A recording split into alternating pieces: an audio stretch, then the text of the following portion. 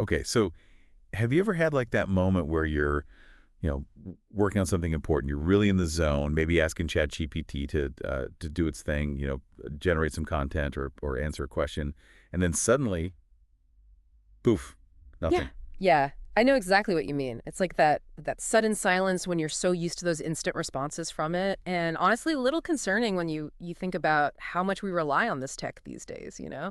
It really is. So in this deep dive, we're going to explore why ChatGPT has those outages, how those affect everyone, from big businesses to students to just casual users. And we'll talk about what you can do about it. We've got some great info straight from OpenAI about what they're doing to keep things running smoothly. Awesome. I'm really excited to get into it. Let's start with what causes these downtimes. Mhm. Our sources mention server overload as a main culprit. Yeah, just imagine, millions of people all hitting ChatGPT's servers like every single day. It's like rush hour, digital rush hour. Yeah. The sheer volume can really slow things down, or even cause a complete halt. So it's not just me refreshing the page over and over. Nope, not just you. And it gets even more complex when you think about ChatGPT's, complex architecture. Every request goes into a queue, and the system has to figure out how to distribute all of them across multiple servers to, keep everything balanced. So it's like air traffic control, but for information. Yeah, that's a good way to put it. But even with, the best air traffic control, sometimes things get backed up. So OpenAI is constantly working on scaling their infrastructure, Yeah. partnering with these big cloud providers and investing in new data centers to handle that growing demand. Last year, they actually boosted their server capacity by something like 400%. Wow, 400%. It's crazy to think about the resources needed just to keep it running. But even with all of that, they still have to take it offline for scheduled maintenance. Yeah, you're right. It's, like a car needs a tune-up sometimes. It's the same for ChatGPT. During those planned downtimes, OpenAI can do those essential tasks, software updates, security patches, system upgrades, all that stuff. So it's always a bad thing when it's offline. Sometimes it actually means they're making it better. Exactly. And those scheduled downtimes are crucial for, keeping the platform healthy and stable in the long run. That makes sense. But sometimes the outages are unexpected, right? Our sources mention technical glitches as another cause of downtime. Oh, yeah, even the most sophisticated AI can have hiccups. It could be a software bug, a corrupted data file, even a conflict between different parts of the system. Like when your computer freezes and you got to do a hard reset. Mhm. It happens to the best of us, I guess, even AI. That's right. And these unexpected glitches can be, really tricky to diagnose and fix. OpenAI has teams of engineers constantly monitoring the system, but sometimes these issues just pop up out of nowhere. I'm starting to understand how complex it is to keep ChatGPT, Yeah. up and running all the time. And it gets even more complicated when you remember that ChatGPT depends on other companies for things like hosting and data centers. Yeah, for sure. Those third-party dependencies are another potential source of downtime. Imagine if, the cloud provider that OpenAI uses has a power outage. Well, that could directly affect ChatGPT, even if there's nothing wrong with ChatGPT itself. So it's like a chain reaction where one problem can cause issues somewhere else entirely. Exactly, yeah. Yeah. And OpenAI knows that. So they've been working to diversify their infrastructure, partnering with multiple cloud providers, implementing redundancy measures to reduce the impact of any single point of failure. Okay, so that's server overload, planned maintenance, technical glitches, and third-party dependencies. Is there anything else that causes ChatGPT downtime? Well, we can't forget about cybersecurity threats, right?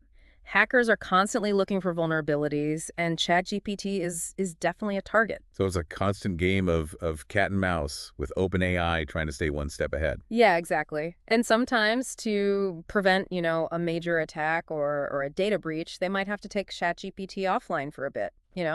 This gives them time to investigate, patch vulnerabilities, and strengthen their defenses before bringing the system back online. So those outages might actually be a sign that they're taking security seriously, that they're protecting our data. That's right. It can be frustrating in the moment, but it's really important for the long-term safety of the platform. Okay, so we have a pretty good idea of why ChatGPT has downtime. Yeah. Now let's talk about how those outages affect people in the real world. I mean, what's the impact? Well, it really depends on how you use ChatGPT. I mean, for businesses, downtime can be a real headache. Yeah, I bet, especially now that so many companies are using it for like everything, Yeah. customer service and even creating content. Right. And if those systems go offline, it can lead to, lost productivity and project delays and even financial losses. It's like you're moving along and then suddenly you hit a wall. Yeah, exactly. Think about a company that uses ChatGPT for their customer support, like those chatbots. Oh, yeah. If ChatGPT goes down, the chatbots are useless. Oh, that's a nightmare. Right. It can leave customers frustrated and maybe even drive them away. Yeah, especially these days. I mean, there's so much competition out there. Absolutely. And it's not just customer service, right? Businesses use it for marketing and sales and data analysis, even product development. So it really can affect the bottom line. It really can. And it's not just businesses either. Students and educators rely on it a lot too. That's right. I mean, I've heard about students using it for like research and even writing essays. Yeah. And when it's not available, it can be really disruptive, especially for students with deadlines. Can you imagine ChatGPT goes down right before a big paper is due? Oh, it'd be chaos, right. But maybe it's a good thing in a way, It forces students to develop other skills. Like critical thinking skills, Yeah. doing their own research. Exactly, yeah. AI can be helpful, but it's not a replacement for human skills. I like that. So maybe ChatGPT downtime is actually a good thing sometimes. Maybe so. And we can't forget about content creators, They're feeling the impact too. Oh, right. Like writers and bloggers and YouTubers, all those folks who use it for inspiration and to generate content. Exactly. And when ChatGPT is down, it can really mess with their creative process. Like suddenly losing your muse. Yeah. Some creators have integrated it so much into their work that they don't know what to do without it. Wow, it's incredible how quickly this technology has become so essential. It really is, and it makes you think about how much we depend on it and what risks come with that. That's a good point. So let's talk about that. What can people do when ChatGPT is down? I mean, how can we mitigate the disruption? Well, there are some practical steps you can take. Okay, I'm listening. The first thing is to stay informed. Oh, okay. OpenAI has a status page on their website, and they post updates on social media too, like Twitter. So check those first, Yeah. before you panic. Exactly, yeah. See if it's, a widespread outage or just you. Makes sense. What else? Well, if you really depend on ChatGPT, it's crucial to have a backup plan. Okay, so don't put all your eggs in one basket. Right. Look into other AI tools that do similar things, Like- There are a lot of options out there. So do your research and have a backup ready. Exactly. And you can also, reach out to human experts in your field. Oh, good idea. Collaborate with colleagues or talk to mentors, You don't have to do it alone. You don't. And never underestimate the power of your own knowledge and skills, So think for ourselves. Yeah. Take the opportunity to look back at those old textbooks or your notes or even just brainstorm, Like a digital detox. Sometimes disconnecting is a good thing. It lets you tap into your own, creativity and problem solving. I like that. So stay informed, have a backup plan, and be resourceful. Exactly. And also, this might seem obvious, but save your work often. Oh, yeah, like hitting Control plus S every few minutes, right? That's right, because ChatGPT is a cloud-based service, so if the system crashes while you're working, you could lose everything. Yeah, that's happened to me before. It's the worst. So treat it like any other important document and save it regularly. Good advice. Anything else? Try to use ChatGPT during off-peak hours if you can. So avoid the rush hour. Exactly, like we talked about, server overload is a big cause of downtime. So if you can, use it early in the morning or late at night. When there are fewer people online. Exactly. Right. And if you have to use it during peak hours, just be patient, Okay, that makes sense. So we've talked about what users can do, but what about OpenAI? What are they doing to address these outages?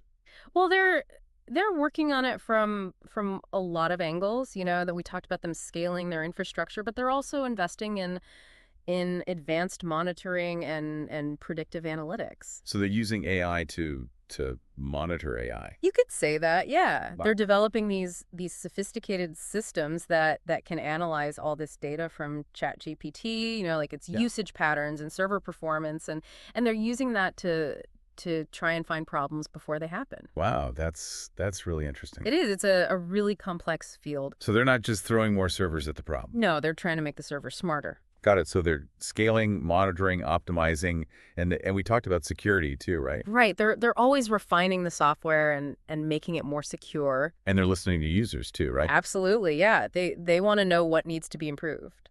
That's great. So even though the outages are frustrating, it sounds like everyone is working to make things better. That's right. It's a constantly evolving landscape, but with, a combination of user awareness and proactive measures from OpenAI, we can handle it. It's interesting how something like ChatGPT downtime can lead to a bigger discussion about AI as a whole. It's true. The little things can spark the biggest questions. Yeah, and in this case, it's not really a little thing, is it? I mean, ChatGPT and other AI tools they're becoming such a big part of our lives. Right, and we need to understand all the complexities, and the challenges that come with that. Absolutely, and it's not just the technical side, it's also the ethical side. Yeah. Yeah, it really makes you think. Like, are we using this technology responsibly? That's the big question, isn't it? And it's not an easy one to answer. I mean, AI has the potential to be incredibly beneficial. Oh, absolutely. It could help us solve some huge problems, like climate change or healthcare. Right, but we have to be careful. With that power comes a responsibility to make sure AI is developed and used ethically. So how do we do that? I mean, who decides what those ethical guidelines are, Yeah. and how do we make sure everyone follows them? That's where it gets, really tricky. It's going to take, governments and tech companies and researchers, everyone working together. It sounds like we need a global conversation about AI and ethics. Yeah, we Yeah. do. We need to, figure out the principles for responsible AI development, address things like bias in algorithms, and just make sure AI is used to help humanity, not hurt it. That's a big task. It is, but it's a conversation we need to have, especially now while AI is still, relatively early in its development. The decisions we make now are going to have a huge impact down the road. It's amazing to think that something like ChatGPT downtime, can lead to these bigger questions about the future. It's true. Sometimes the small things can spark the biggest thoughts. Right, and this is not really a small thing at all when you think about it. AI is becoming such a big part of our lives. It is, and it's changing so quickly, so it's important to stay informed and engage with it and be proactive. So what's the next step for all of us listening, who want to be a part of this AI powered world? Well, first of all, stay curious. Keep learning and exploring and asking questions. The more you understand about AI, the better prepared you'll be. And don't be afraid to experiment, right? Like play around with different AI tools, see what they can do. Yeah, absolutely. But as you're doing that, just be mindful. Pay attention to those potential biases, double check the information they give you, and don't be afraid to, use your own judgment.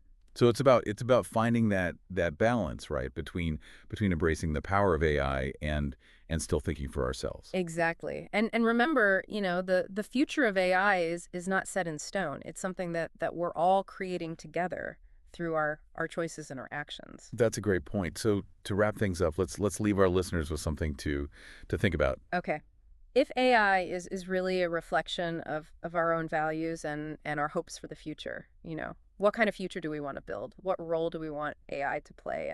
And how can we make sure that AI is used to empower people, not take advantage of them? Those are some really important questions. It's been a fascinating journey, talking